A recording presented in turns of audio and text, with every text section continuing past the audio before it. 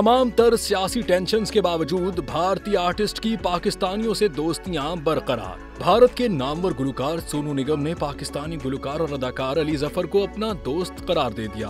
भारतीय गुलकार सोनू निगम ने बताया है कि उनकी पाकिस्तानी गुलकार अली जफर से तकरीबन हर हफ्ते बात होती है और वो एक बहुत अच्छे इंसान है। सोनू निगम ने कहा कि जो लोग हमारे दिल के करीब होते हैं उनसे प्यार हमेशा रहता है। उन्होंने मजीद बताया कि अली जफर से हर हफ्ते या हर 2 हफ्ते बाद बात होती है और वो बहुत प्यारा इंसान है। एक इंटरव्यू में सोनू निगम ने पाकिस्तानी गुलकार अताउल्लाह ईसा खेलवी का भी शुक्रिया अदा किया। वाज़ेह रहे कि सोनू ने अपने करियर का आगाज अताउल्लाह के मशहूर गाने अच्छा सिला दिया तूने मेरे प्यार का से किया था।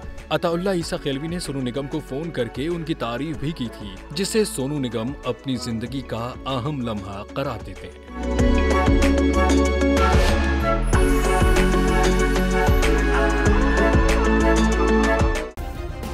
सब्सक्राइब करें और बेल दबाएं ताकि कोई खबर रह न जाए।